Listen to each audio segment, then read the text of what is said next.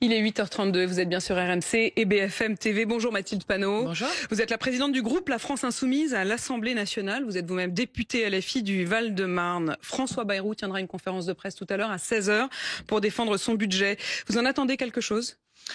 Oui, nous attendons qu'il parle, puisqu'apparemment il va être partout cette semaine, qu'il parle beaucoup, même plusieurs fois par jour, s'il le souhaite, puisque je crois qu'à chaque fois que François Bayrou ouvre la bouche, eh bien cela nourrit les revendications et la colère dans le pays, et notamment le mouvement du 10 septembre autour de ce mot d'ordre qui a été donné assez spontanément dans une autodétermination, qui est une auto-organisation qui est bloquons tout.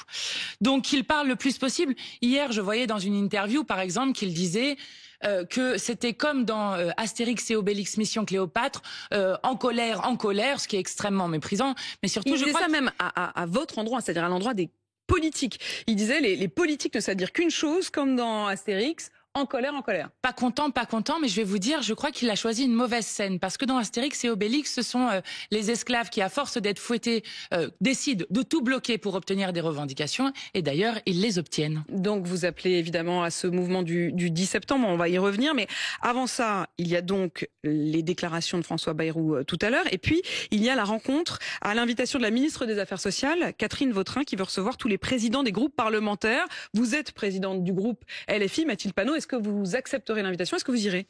Non, nous n'irons pas, et aucun des parlementaires insoumis n'ira à ces rencontres, parce que je veux que le gouvernement l'entende très clairement. Il n'y a rien à négocier dans ce budget. Nous n'irons pas négocier que plutôt que si vous voulez qu'il 2 jours fériés. Faut aller lui dire. Faut aller en parler avec lui. Je pense qu'il l'a très bien entendu. Vous savez, il a entendu que nous allons déposer une motion de censure dès le premier jour de la rentrée. Mais je veux dire, nous n'allons pas négocier, par exemple, des miettes pour dire que non, ça ne devrait pas être 2 jours fériés, mais seulement 1 jour férié. Non, ça ne devrait pas être tout le bras, mais seulement la main dont on voudrait amputer le peuple français. Nous refusons la logique du budget. La logique du budget, c'est des gouvernements successifs d'Emmanuel Macron qui ont fait des cadeaux aux plus riches et aux multinationales, qui nous ont mis dans une situation qui est désastreuse. Par exemple, la France a une mortalité infantile qui réaugmente dans le pays, ce qui est absolument indigne de la 7e puissance économique au monde. Et donc, la logique qui veut maintenant faire rembourser au peuple les cadeaux qui ont été faits aux plus riches est une logique que nous refusons absolument. Sur les jours fériés, pardon, mais s'il annonçait dans les jours qui viennent que finalement il renonce à les supprimer, vous applaudiriez tout de même? Non, parce que toute la logique est désastreuse. On s'en prend aux malades, on s'en prend aux retraités, on s'en prend aux chômeurs. Mais je vais vous dire, peut-être qu'il renoncera sur les jours fériés, parce que vous avez sûrement vu ce sondage qui montre que 84% des Français sont défavorables à la suppression des jours fériés.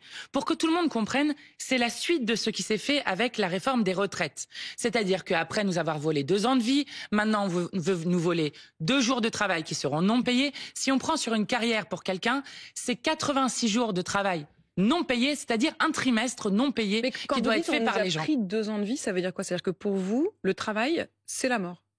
Je pense que pour beaucoup de gens, oui, il y a des gens qui meurent au travail. Non, mais qui meurent au travail, oui, mais je veux dire... Oui, mais pourquoi 2 ans de vie, ça veut dire qu'en fait la retraite c'est la vie, le travail c'est la mort. Oui, je pense que la retraite a été faite dans le temps long. Si vous prenez, pourquoi est-ce que la retraite a été faite? Parce que vous aviez des personnes qui, complètement usées par le travail, soit mouraient directement au travail, ce qui était extrêmement fréquent. Et vous savez que depuis la réforme des retraites, il y a des dizaines de milliers de personnes supplémentaires qui ne verront pas un seul jour de leur retraite. Et si nous avions fait un système de retraite par répartition, c'est aussi parce qu'il y avait un nombre de personnes âgées qui vivaient dans la misère qui était absolument insupportable. C'est pour ça que nous avons fait un système de retraite par répartition.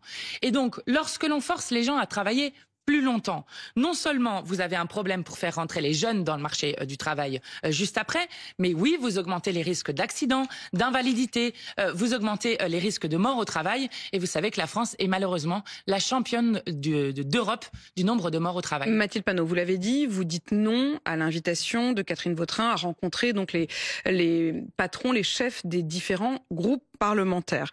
En revanche, vous dites oui au 10 septembre et au 23 septembre pour la censure, on va y revenir. Le 10 septembre, vous serez dans la rue. Vous n'avez pas peur de trop politiser un mouvement dont vous le dites, il a été plus ou moins spontané?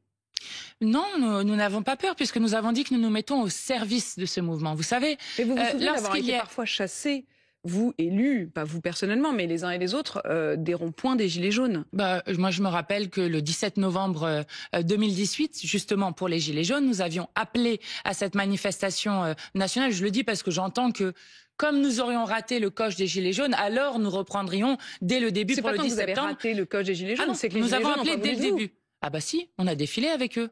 Ils n'ont pas toujours voulu de vous. Ils vous ont assez vite chassé des cortèges. Mais pas du Là, tout. vous On n'avez était pas dans les l'impression. cortèges. Je sais pas sur quel élément vous vous basez, sur quel fait. Sur l'idée que les mouvements se voulaient non politiques. Non, les mouvements. Aujourd'hui, vous n'êtes pas trop en train de politiser. Non, je vais vous dire, les mouvements sont très politiques. Les mouvements du peuple sont toujours politiques. Par contre, c'est un mouvement apartisan. Apartisan, et nous respectons le fait que ce mouvement ait une autonomie, qu'il soit apartisan, et donc c'est pourquoi nous avons demandé aux Insoumis de se mettre au service. Et j'observe que depuis que nous avons appelé à rejoindre et à aider ce mouvement populaire, eh bien beaucoup d'autres s'y ont mis. Tous les anciens partenaires du Nouveau Front Populaire appellent eux aussi à s'y joindre. Il se trouve qu'il y a des fédérations de syndicats qui appellent à s'y joindre, et donc la je CGT crois que est pour l'instant assez prudente. Oui, il y a des fédérations CGT qui appellent déjà, mais on verra ce que disent les syndicats, effectivement. Et si les syndicats, comme nous le souhaitons, appelaient à faire une grève générale à ce moment-là, alors nous aurions un mouvement qui peut-être pourrait être écouté dans le pays. Depuis ce matin, j'ai des témoignages sur RMC. Spontanément, ils ne sont pas forcément contre ce mouvement, mais certains disent, voilà, moi je bosse. J'ai eu un soudeur qui m'a appelé à 6h58 ce matin et qui disait, moi je travaille, je suis seul salaire pour élever mon fils. Je ne peux pas me permettre une journée de grève ce jour-là. Les Gilets jaunes, c'était le samedi. C'était le soir sur les ronds-points. Le fait que ce soit une journée de grève, est-ce que vous n'avez pas peur que les Français n'aient tout simplement pas les moyens de faire grève? Alors c'est une excellente question. Et c'est pourquoi elle m'est vraiment remontée des auditeurs. Et c'est pourquoi nous essayons au maximum de faire des manifestations aussi le samedi et le dimanche, effectivement, pour que le peuple dans son ensemble puisse participer. Mais je vais vous dire, il existe quelque chose qui va aider les uns et les autres justement à tenir dans la bataille que nous engageons contre le gouvernement Bayrou et contre la politique macroniste. Eh bien, ce sont les caisses de grève, et nous les Insoumis, nous faisons des caisses de solidarité justement pour aider les grévistes à tenir. C'est ce que nous avions fait notamment pour le mouvement contre la retraite à 64 ans. Voilà pour le 10 septembre. Le 23 septembre, vous déposerez une motion de censure avant même le début des débats parlementaires, vraiment le jour de la rentrée. Est-ce que vous avez des alliés ? Oui, j'ai entendu dire que les communistes voulaient la signer avec nous. Je pense que les écologistes aussi, et nous la proposerons à l'ensemble de la gauche de l'hémicycle. Et je pense que oui, nous aurons des alliés et que même cette motion de censure peut faire tomber le gouvernement que toute la gauche de M. Bayrou. Je vais vous dire, il faut que tout le monde comprenne. Nous sommes en train de défendre la démocratie, car M. Bayrou n'a aucun droit de présenter un plan d'une telle cruauté. Je rappelle que la politique macroniste a été sévèrement battue lors des dernières élections législatives. Je rappelle que ce qui a gagné, c'est le programme de rupture du Nouveau Front Populaire qui demandait des investissements dans l'hôpital public, dans l'éducation nationale, qui demandait qu'on augmente les salaires, qui demandait qu'on augmente les minima sociaux et qu'on aille vers la retraite à 60 ans. Donc l'exact opposé de ce qu'ils sont en train de faire. Et je le redis, leur politique est un désastre. Il faut les arrêter avant qu'ils détruisent le pays. Les socialistes, vous pensez qu'ils peuvent la signer ou la voter avec vous ? J'ose espérer que les socialistes ont compris ce qui s'est passé avec le conclave sur les retraites. Et que les socialistes qui ont présenté une motion de censure le 1er juillet dernier, donc qui le 1er juillet dernier voulaient faire tomber le gouvernement, auraient du mal à expliquer pourquoi, si le 1er juillet ils voulaient le faire tomber, pourquoi est-ce que maintenant ils ne voudraient plus le faire tomber? Pourquoi tant de haine?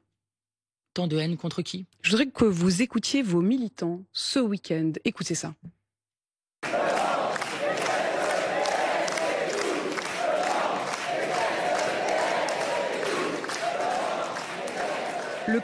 Le cri qu'on entend, vraiment scandé par vos militants, c'est tout le monde déteste le PS. Mais vous savez, il faut pouvoir se faire aimer en politique.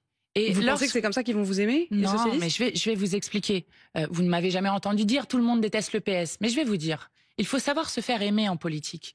Lorsque vous êtes, pour le Parti socialiste, responsable de 8 mois du gouvernement Bayrou et donc du budget qui s'applique aujourd'hui avec, vous l'avez vu, des gens qui renoncent à tous les petits plaisirs de la vie, qui ne peuvent plus aller juste de temps en temps au restaurant, au cinéma, qui ne peuvent plus aller en vacances comme ça s'est passé cet été, qui ne peuvent plus prendre le train.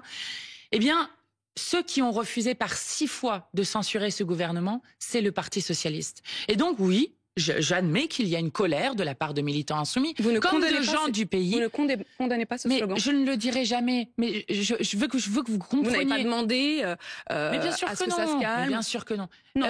Non, que ça se calme. J'ai compris qu'on demande à ce qu'il crie ça. Non. J'imagine. Écoutez, moi j'ai fait un meeting. Vous leur avez pas demandé de le dire. Mais est-ce que vous leur avez demandé de se taire?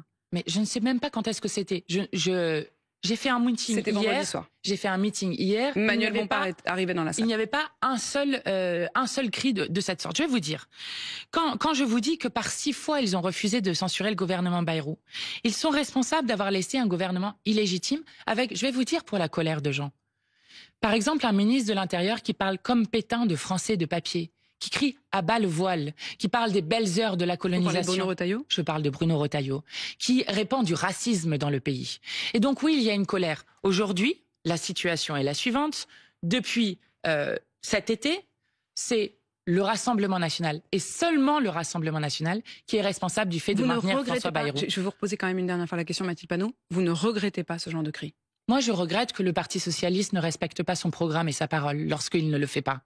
Et je vais vous dire, il y a dans ce pays quelque chose d'une souffrance qui est causée par la politique macroniste, d'une haine de classe qui s'est abattue sur le pays.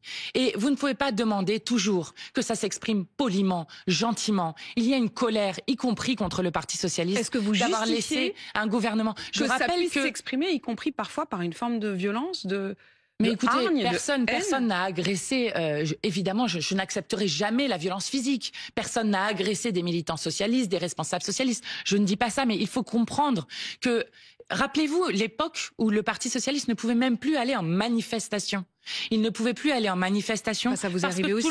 Il est arrivé aussi à Jean-Luc Mélenchon de devoir être extrait par la police. Parce que tout le monde se rappelait du bilan de M. Hollande. Tout le monde se rappelait de la tentative de faire de la déchéance de nationalité. Raphaël Glucksmann a été parfois chassé par des militants LFI de certaines manifestations. C'est souhaitable, mais ça? Écoutez, nous souhaitons les manifestations les plus larges possibles. Mais non, ce que je suis en train de dire, c'est que vous ne pouvez pas... C'est comme si vous avez un macroniste qui se pointe en manifestation et on lui demande de partir.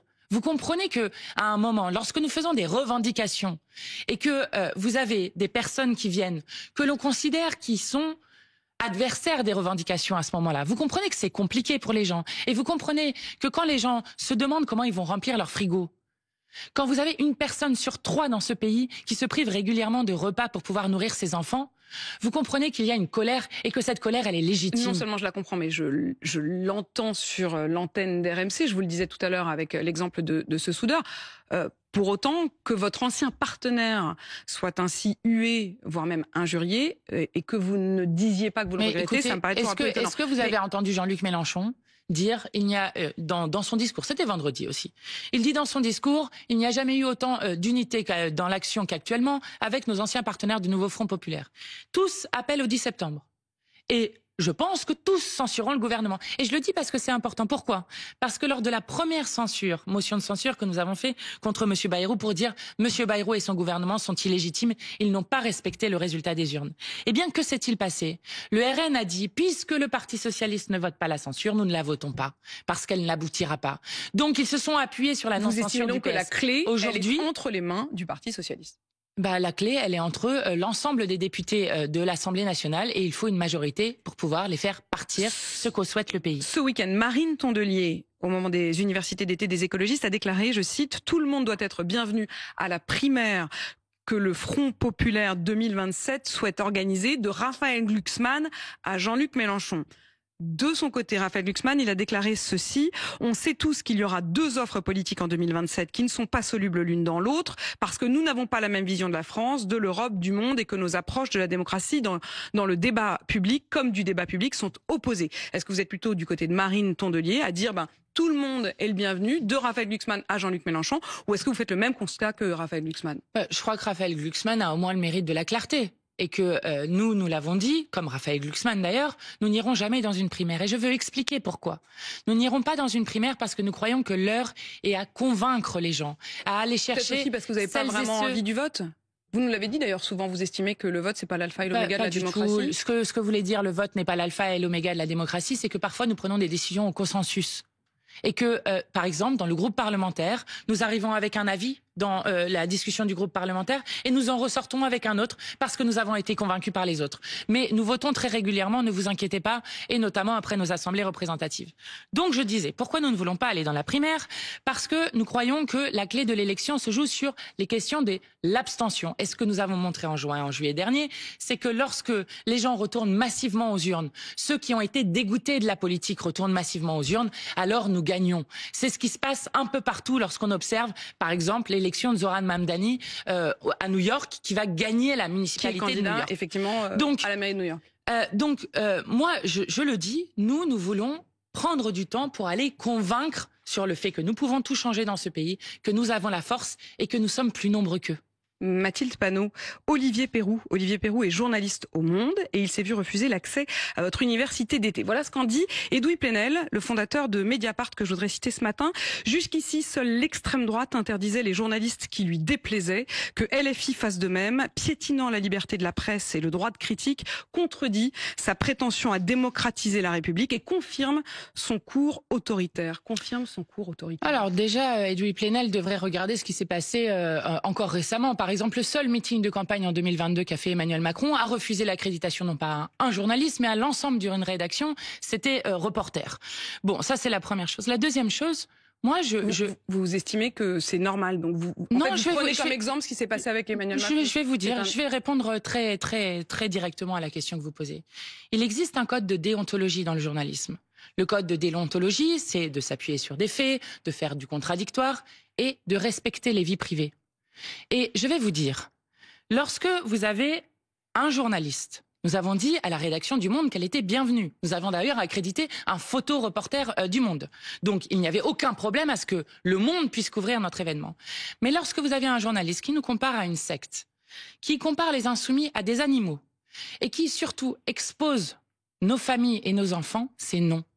C'est contraire au code de déontologie et je l'assume complètement. Je vais donc citer à nouveau Edoui Plenel et Mediapart qui critiquait et qui parlait de La Meute, ce journal enquête écrit notamment par Olivier Pérou. La Meute écrit par des journalistes de Libération et du Monde, qui ne sont donc pas des médias qu'on pourrait considérer de droite, et Mediapart, pas vraiment un journal de droite non plus.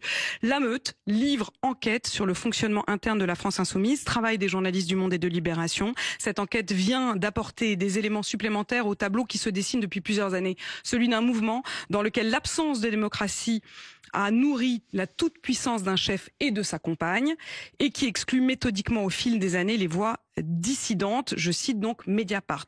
Il se trompe. Mais enfin, je vais vous dire, c'est abject de dire des choses comme ça. Je vais dire, nous présenter comme un mouvement qui serait autoritaire autour d'un gourou qui serait Jean-Luc Mélenchon, puisque c'est ça la définition d'une secte. Hein. C'est ça.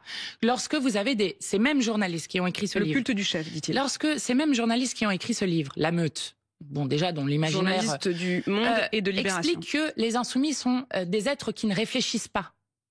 Je crois que ces caricatures face au premier groupe parlementaire à l'Assemblée de gauche, au plus grand mouvement populaire de ce pays politique, sont des caricatures qui ne font pas honneur à ceux qui les portent. Et vraiment, je veux réinsister dessus. Nous n'accréditerons pas, et c'est notre droit, un journaliste qui expose nos enfants et nos familles. Nous sommes, nous, des personnalités publiques. Vos enfants? Mais moi, je n'ai pas d'enfants, mais les enfants des autres, oui, par exemple, oui, on a plusieurs enfants qui sont les enfants d'Aurélie Trouvé, par exemple, elle l'a dit à plusieurs antennes, donc je peux le dire, et d'autres. Donc oui, nous n'acceptons pas qu'on expose nos familles et nos enfants. Mathilde Panot, l'ambassadeur des États-Unis. Je le rappelle, c'est contraire au code de déontologie des journalistes. Vous avez pu vous défendre. L'ambassadeur des États-Unis en France s'inquiète de la montée des actes antisémites et il dénonce ce qu'il estime être l'absence d'action suffisante d'Emmanuel Macron. Est-ce qu'il faut le convoquer, comme a décidé de le faire le Quai d'Orsay, ou est-ce qu'il a raison ? Oui, je pense qu'il faut le convoquer et que ce n'est pas seulement Emmanuel Macron qui est attaqué, mais c'est l'ensemble du peuple français avec des déclarations qui suivent, vous vous en rappelez, celle de monsieur Netanyahou qui lui aussi qualifié d'antisémite Emmanuel Macron. Je vais vous dire, quand vous lisez la lettre de l'ambassadeur, dedans il y a marqué que c'est l'action de la France visant à reconnaître l'État de Palestine qui met en danger la judéité en France. Personne ne peut accepter cela. Personne. Il y a 148 Emmanuel pays Macron dans le ne monde. l'accepte pas d'ailleurs. Il dit nous 148... refusons fermement ces dernières allégations. Il y a 148 pays dans le monde qui reconnaissent la Palestine. Et je vais vous dire, ce qui est dangereux, c'est que M. Netanyahou instrumentalise l'antisémitisme comme une arme diplomatique et que M. Netanyahou tente d'assimiler l'ensemble des Juifs du monde à sa politique génocidaire. Voilà ce qui est dangereux, ce qui propage de l'antisémitisme, et nous ne serons jamais d'accord avec cela. Merci Mathilde Panot d'avoir répondu à mes questions ce matin.